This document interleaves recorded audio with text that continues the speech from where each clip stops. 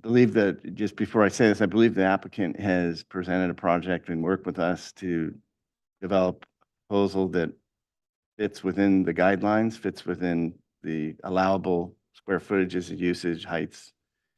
So in all fairness to the applicant, the project does comply with the county standards and ordinances, and it's not asking for anything extraordinary. I know that there's a discussion about preference here and what people want and like and don't want. If that needs to be further debated, it has to go Josh, on to the next. the motion. I'm going Let's to get say to that, yeah, well, I'm the one that has to make the motion, Alex, so I'm going to protect my reputation as best I can. So I've considered this carefully, and I think it's time, as Alex says, to move it on. I would like to comment. I don't want to see, I don't know how we could condition this. I don't want to see trees popping up between the properties because that can be a way of screening privacy, and that's gonna, that could be problematic to our concerns about fire-wise safety of the house. But it's currently not proposed with any, and I hope the county will do its job in enforcing this landscape plan and making sure that it doesn't modify during construction. So I'll make a motion to, and again, as Alex said, the project was already approved before we got here today. We're just doing the final cap on it. So we're looking at completeness of the design, execution of the details, completeness of the planting plans. We're basically just or dotting Ts and crossing Is here. So I'll make a motion to approve the project for final as submitted today with no further comments to the applicant. As mentioned previously, I will support and will second the motion, even though I opposed it first, but this is, we're moving forward. Okay.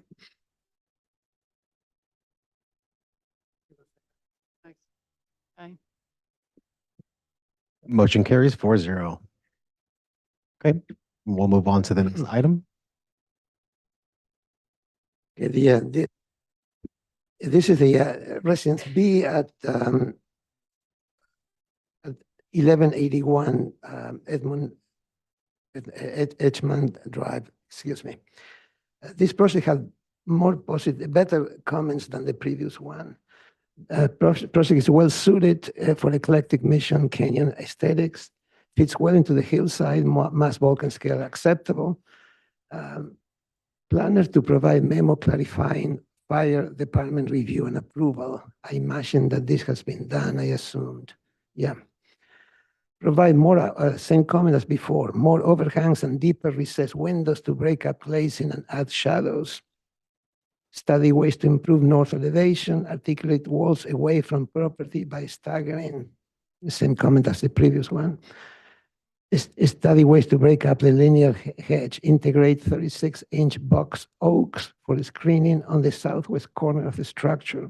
Integrate larger scale native shrubs in areas farther away from the house, utilize shrubs that will provide greater slope stability. Update the overall neighborhood plan to show correct location of proposed trees. I don't think that happened, but it's minor. Eaves on south elevation shall be a minimum of 3 feet. Recessed fenestration on plaster walls. Study window placement on exterior walls with wood cladding. Okay, we do have, I imagine the same speakers would like to speak on these items as well. So I will call them. But first, your presentation. Okay. So we responded to your comments. If we go to the elevation sheet, start with those. Up too far. There you go. Item is this A little further. section sheets. Oh, yeah. Perfect. Actually, go to the following sheet. There we go. Zoom in on the bottom elevation there.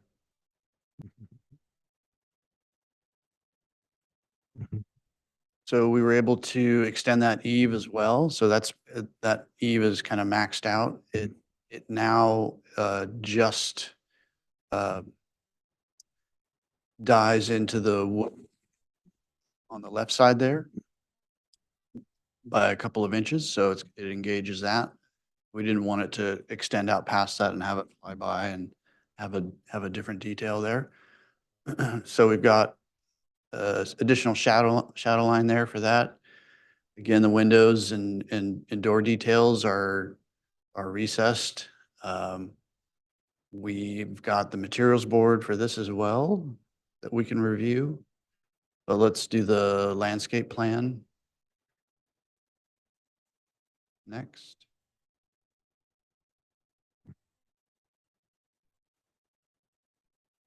So I think the next sheet, there we go, yeah. So similar treatment here where we've reduced the hedging, we've added downhill trees to screen the volume from below. And I think we've it's a very similar palette as to the next door. So it's gonna read very naturally on that slope, and I think will look really nice.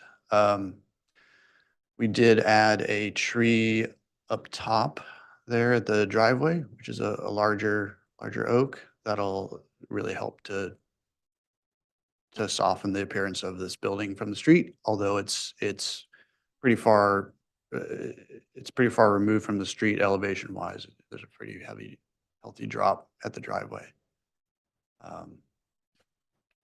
Do we have the materials board?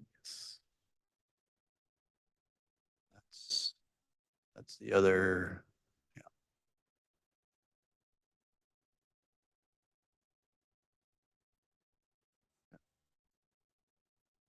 So the siding, again, cement board siding, this time it's in a vertical format. And a little bit more of a gray plaster on this one. And that's here for your questions. Mr. Chair. Yep. Can I get the applicant to just quickly address the specific item H, item G, and item D, and specifically to the applicant, just tell us what you did. Like D says, provide more overhangs and depth. So tell us what's changed. Okay. What hasn't. Show us how the windows were recessed. So those were the two things. Deep overhangs deeper, windows recessed, breakup glazing. Can you please present that? And then overall neighborhood plan to show correct location and proposed trees. Show us that. And then eaves to south elevation shall be a minimum of 3 feet. So we kind of gave you the mandate there. It looks like empirically 3 feet. So show us that. And then okay. Recessed fenestration of plaster. Show window placement on exterior walls with wood cladding. So show us that as well. We're here to kind of check those boxes today. I want to. We should go to the detail sheet for the yeah. So the recess is what? Is number 10? Yes, that's a typical. That is not very much recess, is it? You know, it's only what, 1.5 or 2 inches, you know? It's. I mean, let me just speak now. You could, I'm not sure what kind of window, there are narrower profile windows that could be recessed more. A double wall, yeah. Yep. Okay, all right, I'm sorry. Yeah, I'm sorry, I'm getting ahead. I'm sorry. So yeah, we have at the plaster area, we've recessed the windows, you know, using this detail. It gives you, you know, from detail. Where's the recess? So 10. Detail. 10, please. That, how many windows have 10 and how many have 6 and 7 and let's 5? go back to the elevations. So the plaster detail, that was number 10. You can scroll down, we can kind of take a look. So on the, let's go back up there, Jonathan. So on detail, on elevation 1, neither of those windows have the deeper recess of 10. Is detail 10 applied to those two windows? Yes, it does. Is, okay, good. Yeah. Next, So go to it's elevation 2. typical, detail 10 is a typical plaster window. Wherever we see plaster, that's where Correct. we're recessing it. Wherever we're putting it up against the wood finish, we're flush. Yes. Okay, actually, you don't have to explain anymore. That's all I need to know. Thank you. Okay, and then the eaves, so the big eave over the great room was extended. And I believe if we go to the roof plan, you can see it. There we go. Back up one. Guess we don't show the line of the building below, but it was extended to actually past 3 feet. So we got it to about 3'6". And that allows us to have it, as I was describing before, die into that wood volume cleanly. And then what was the other comment? We had a 3-foot condition placed on your south elevation, eaves, sorry. We're at least, we're 3'6" now. 3'6". Okay. Thank you. Then In regards to G, or did you just remove that sheet altogether? It was an older sheet. The neighborhood said update overall neighborhood plan to show correct location of proposed trees. Well, that's that same rendered site plan. It's just, it has it's an outdated landscape Okay. plan, but the building footprints are correct. just for the record, I think the comment that we put forward last time on letter I and D are kind of duplicitous. Recessed fenestration on plaster walls, study window placement on exterior walls with wood cladding. So those two are intertwined, I suppose. But I don't think you need to respond to I, but you responded to the window detailing that was brought up and then the overhangs. I can give you a little bit more about the glazing as well. We've reduced. There was some breakup and. Yeah. We reduced the extent of glazing on the south facade here. So at the plaster corner with the flat roof. Sure. That glazing used to be full height and wrapped the corner.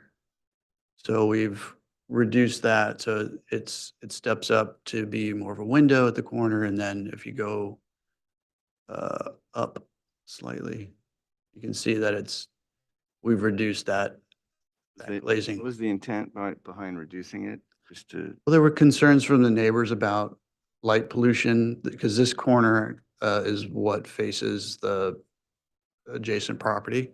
And so that was a concern that the board brought up, and that's how we've addressed it.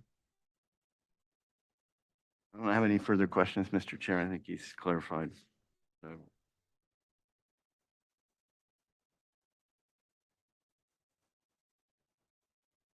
There was a letter I read it regarding the comment about the fire. We have a memo from the planner. Department review, and it's pretty clear. It's in the file. It's in the form of an email. Very good. A public comment online. Okay, if anybody online would like to speak on this item, please raise your hand in the chat. Anybody that has already spoke for item 7 would like to speak on item 8? Yep. Yes, come on up, please. Restate your name, please.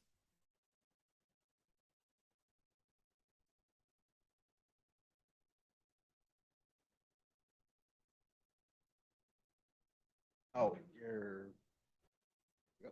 So I appreciate the board because you're in, at best, an awkward position.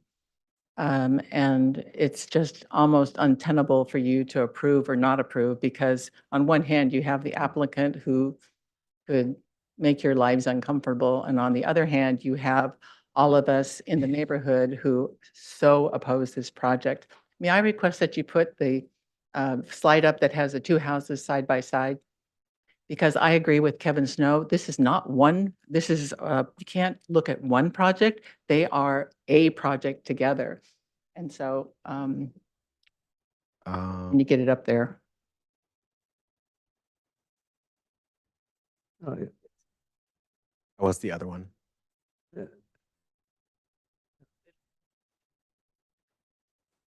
Yeah, yeah, this is the area that covers. Yeah, the aerial, the colored version of it.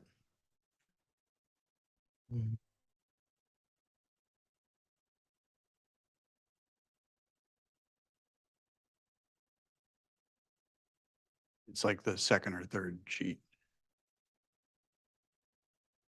There you go. Okay, so I don't know what the distance is between the two houses, but if we have a 5-foot zero growth, I mean, for the fire department, I don't know what's the distance between the two houses? Maybe what? About Yeah. 15. This. Address the board. What? You have to address your questions to the board, not. Oh, the board, okay, hello, board. What's the distance? between the two Yes. houses? Can you ask? Okay, like telephone. Mr. Moore, So at the closest point, yeah. tightest point, you can see if you zoom in there, you see how the structure is kind of Mhm. tight. That on the lot A, that's 5 feet at its tightest point, and then it opens up after that.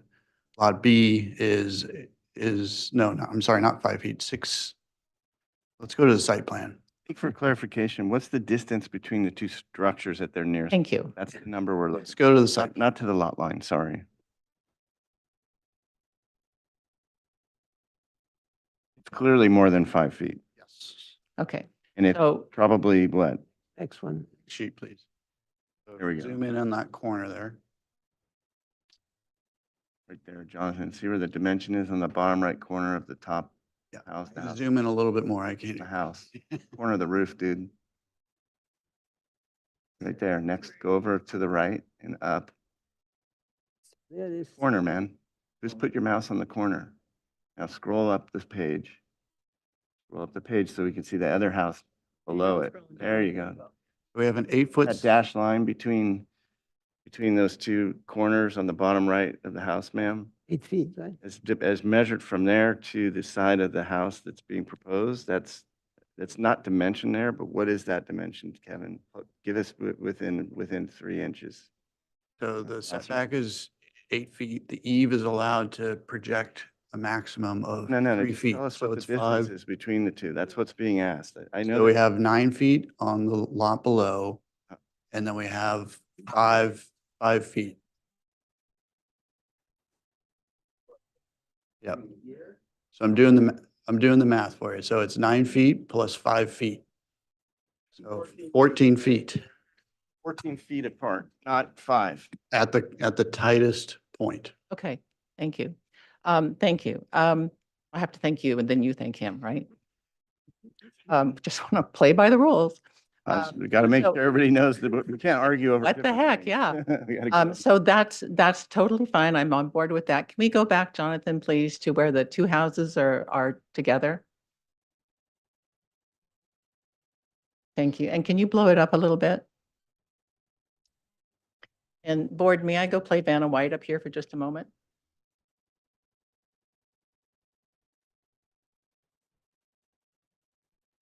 Thank you. So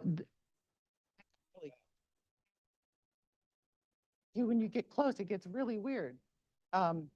Maybe I'll do this one. Oh, thank you. So this is what we see down from our house and several houses on Montrose. And you can see, even though that is 14 feet in between, what we see is this whole long curve of building, and it becomes one building. It's not two. It visually is what it looks like. And so that's the impact for us. I understand that you need to look at these separately, but it really isn't separate. They are together. It's like, hey, don't think about this leg. You got to think about that leg. It makes sense. Yeah. Yeah, I just, The square footage of all the houses around and the size of the lots, these are much bigger than anything around for a lot that's 0.21 of an acre and 0.29 of an acre. Size matters, too big. So just to clarify, I think the board heard your comments, and that's why the two houses have two different styles. So the one that, one does not look like part of the other because they're different houses. Yes. They may look connected, but clearly they are, anyway, so that's just adding that. I know you're doing the best you can, and this is an untenable situation for all of us. Thank you. Anybody else would like to Do we have any other speakers? Hmm. Great. That closes public comment for this item. So the public speakers, the slips indicate 7 and 8, most of them. So I guess they would be counted in case, who spoke on what, because that's what they say, 7 and 8. Okay, very good. Okay, very good. So we need to proceed with this. How about any comments from the board? Well, again, just looking at where we are today, and the comments we have before us. We already decided that the mass bulk and scale of the residence is acceptable, so the materials were also deemed appropriate and sandstone was appreciated, so last time we met, the majority of the board apparently thought that the applicant responded appropriately. No, am I in the wrong one? They're the same, sorry. Am I? Yeah, sorry. Thanks. Anyway, so scratch that last comment, but mass bulk and scale, yes. Project is well suited for eclectic Mission Canyon aesthetic. I think that really meant for the design style, or was meant to point at that. So I think that was viewed. Planner did provide us a letter. Overhangs were deepened. I think there could have been more work on the windows, but it's preferential at this point, and there definitely was an effort to recess some of the windows. It's not all of the windows are recessed, but some of the plaster windows have been recessed according to your detailing sheet. So glazing was, the fenestration, and your comment about reducing the lantern effect, I think is well taken. So I think that was satisfied. I'll talk about the screening hedge in a minute here. Like this house does going back to the previous comments about how it sits on the site, it actually uses more movement in the wall planes and less materials to create variation, which is done very well on this project. Regardless of size and scale, the architecture is beautifully done. So there was, I believe, an effort to show the overall neighborhood. So most of I believe these comments have been addressed. Again, I don't want to, I think we're going to repeat this. I'm prepared to make a motion to support your project. And I just want to make the comment that, keeps being reiterated by neighbors that we should look at this house not as a single house, but as a pair next to it. But I think I'm going to take it a step further. When we review projects, we never look at just the single house. We look at the houses next to it, all of them. So there's nothing spectacularly different about the fact that there's a house next to this that's being proposed and the house that's already there below it or to the left or to the right. Those are also there. And they're also part of our overall review of this. And then we look into the entire neighborhood, see what the precedent is and look at that. So, I think that's something we can be counted on to do, and we've done and we will do in the future. So I agree that we shouldn't be reviewing this as just one house, but it's not two. It's a house in a neighborhood just like every other house. So it's all of those things, and I think that those things have been looked at. So I hope the neighborhood understands that yes, we are looking at it as two houses and then some. We're looking at it, all houses surrounding these projects, making sure that it fits in with all of them. I don't have any more comments to add to the record. You pull up the materials board again. Was it? The one. Yeah, project B, residence B, yeah.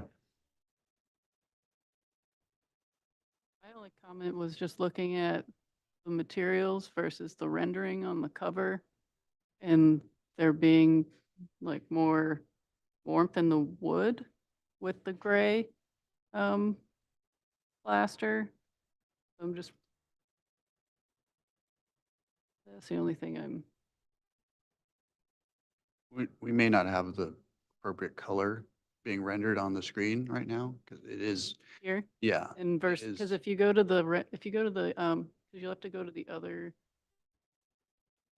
I know. the other project, B. Yeah. Yeah, we're looking at Bean right now. Yeah.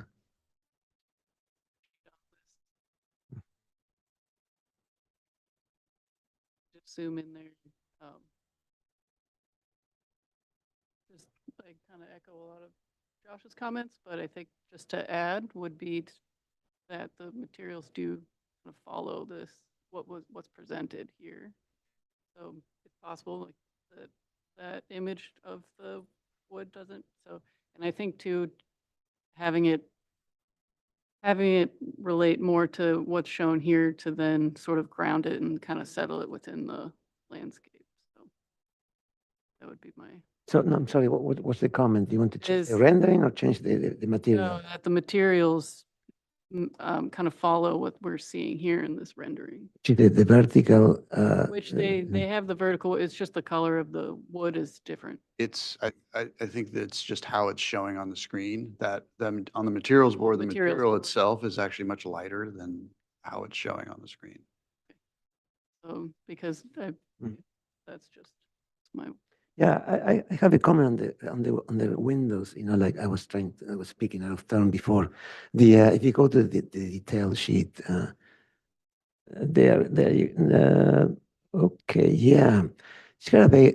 I mean, especially on the bigger windows facing the south, there gotta be a way to make recess those windows more.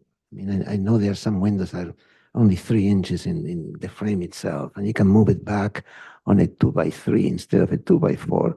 You get another inch because it's, you know, it's barely recessing. And another way, on the very large walls, you could beef up the wall with a, you know, on the inside, it's a minor fairing, so you can recess the whole thing a little bit more. I'm not sure how the board feels, but that is, you know, if you want to recess windows, you gotta do a little bit more than that. That's my point.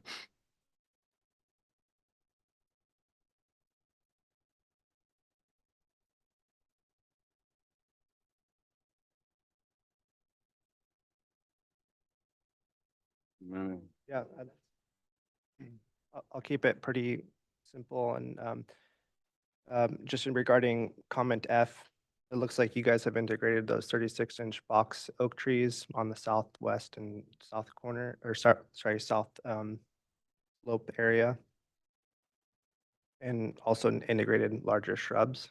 I think the slope planting that you guys have is, I think it's adequate. It's probably a little bit light, but I realize we're in high fire. So it's kind of a double-edged sword there, especially with the screening. In regards to the hedges, you have the same condition on either side. Is the idea, sorry, this is a question, but is the idea that there's a double edge or double row of ligustrum? Or are you guys treating that as one property line? Because it is kind of looking at it together, I think the comment would be, and I don't think it's big enough to not support this at all as a final, but you know, I think it would be nice if it was looked at as a single property line, and maybe making that more of a natural edge, but I think it's a very small comment there. And I think just the G, I think it's a minor thing, but I don't think the trees were updated on that neighborhood. I think it's an old thing, so maybe it's just removing that plan. But other than that, I think I could support this.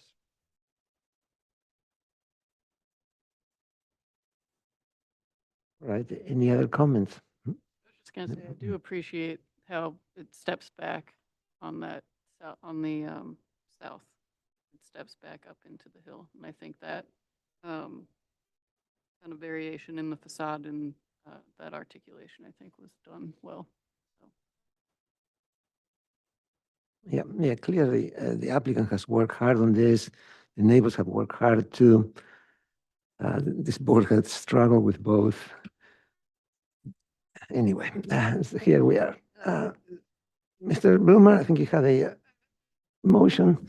Oh, it sounds like, just in respect to your guys' comments, if I make a motion, do you guys, this is under discussion here. So can you articulate what conditions you'd like to see around any motion?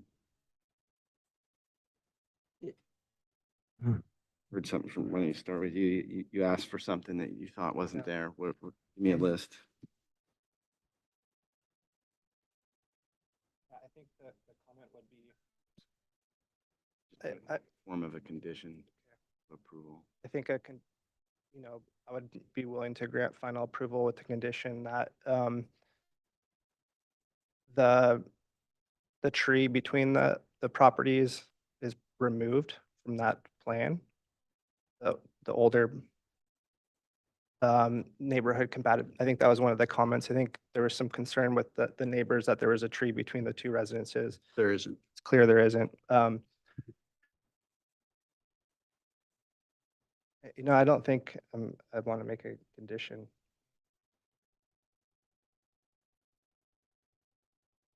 My only condition was just the material color should follow what's in the rendering, just because the actual materials board doesn't represent.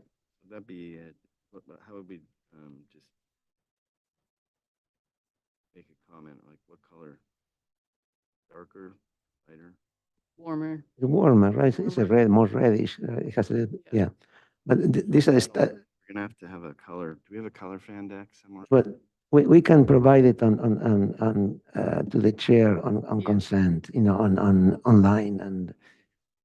Well, yeah, we done that, yeah. Yeah. No, we approve it with conditions that the applicant submit a warmer copy of the color board. Yeah. And I also would like to add a condition to submit a window detail that increases the recess from the exterior surface. You want material color reviewed? By the chair of online, maybe like It's gonna have, Joe, are you with us? we've done it before, yeah. How would that, would we have to condition that to happen within the appeal period? It has to happen between now and the appeal period ending, yes? Yeah, it can be like next week, and it can be done right away, actually. Done, yeah. Yeah. When, are you with us? Yeah, I'm with you. I don't know that it has to happen within the appeal period because I don't know that there's any way we could come back to this board before the appeal period is over. And I think you guys would review those conditions. I think the direction we want to give this is that the planner send information about, well, if we're talking about details. Minor detail, very minor details. Yeah. It has nothing to do with the appeal, really. It's not. So I'm gonna try and, I don't know if I can include that in the motion. I'll put, but I can you go back to the materials board, please? Can I actually say one more thing about this? So Yeah. I don't actually think that this decision is appealable, that your final approval is appealable. Is that the question here? Yeah, Because that's what I'm trying to make a motion for final approval with Right. conditions, but we're trying to figure out how we can sneak in, these updates on there consent. seems, so what do you want to see for the detailing? Yeah, part of the recess of the windows from the exterior surface. Okay, so how much, can you go, okay, let's do this first. If we go to a warmer color, I need to give him a, Yeah. so that is Yeah, Sherman-Williams 7666. What's the? no, I think you're talking about the wood, right? The wood, which Do they make? Wood, which they were saying. Yeah, but the shiplap paneling, thatch roof, It's the Hardy, isn't it? It's a Hardy color, right? And then Hardy has. where's the material that is being discussed on this plan, on this board? The shiplap paneling? Yes, What's the material? it's a cement board. But what is the spec? There's nothing, there's no indication of color on there. Is it painted?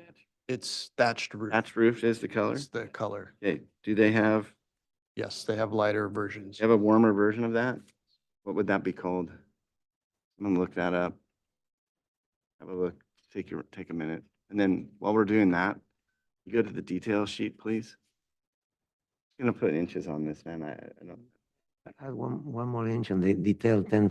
Okay, so Recess it more, put a 2x3 in there, figure out, or yeah, or add some flaring on the I inside. can handle that. So I'm gonna make a motion for approval with the following conditions. Approval is submitted with the following conditions to be revised in the drawing set. One, no tree shall be proposed between the two residences bounded, you know, on, let's see, how do I define the location of that? Because how do I say that? They have I think you're talking about only 2 points, the recess in the window, detail 10 on page 4. The condition that there not be any proposed trees planted at the narrow point between the two buildings, the structure to the, oh shit, I have to add. But Mr. Bloomer, that is not on the official documents, that is. Not there already? No, it's not on the Then- landscape plan, so it's not an It issue. doesn't need to It's be not, handled. yeah, it's not. Okay, okay, so scratch that. So I'll make a motion to approve the following conditions on detail 10. We would like to see a doubling of the current proposed recess. So that means, what I mean by that.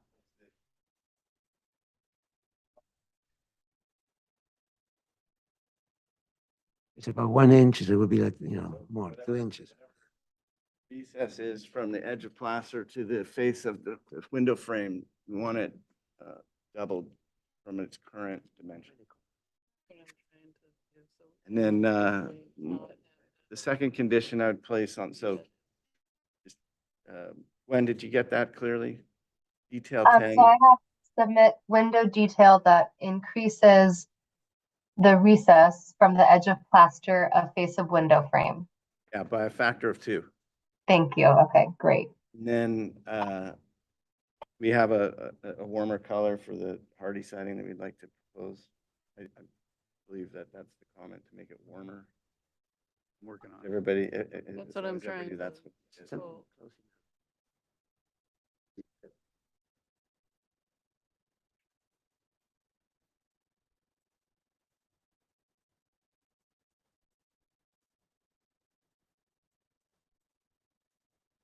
he has a hardy catalog in their briefcase.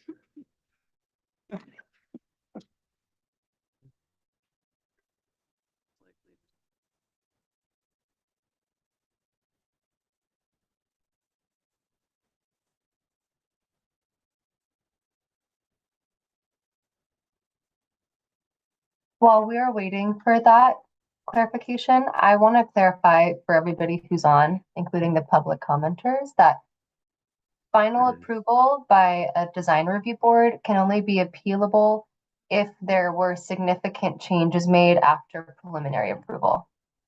So preliminary approval is always appealable.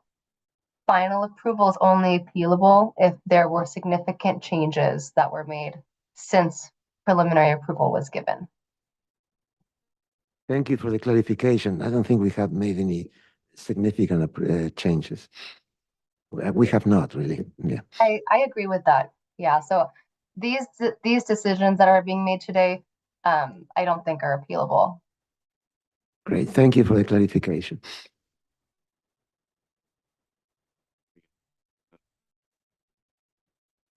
See it.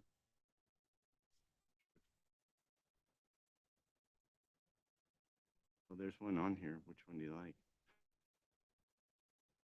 Those are Harding? I don't know. James Hardy color chart, Hardy plank siding. I think that's kind of. You have any luck over there? Yeah. What do you got? Tell me what the name of it is.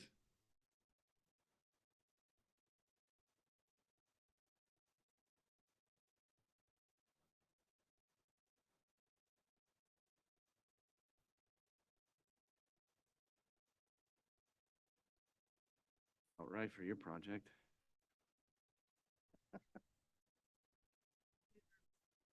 How appropriate, apropos, as they say. Rugged Path. Okay, here we go. That's Rugged Path, my folks. Got a little bit more yellow in it.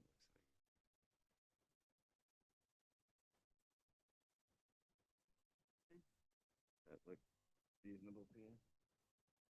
Rugged Path. Is that what you're proposing, sir?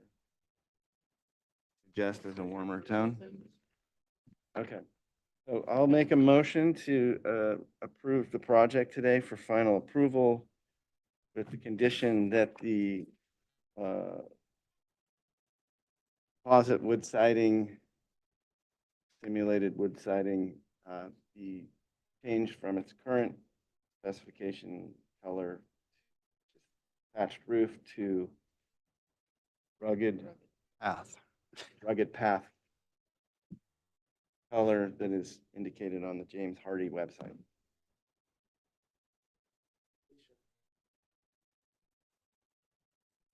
Along with the, yes, the doubling of the window. I will second that motion.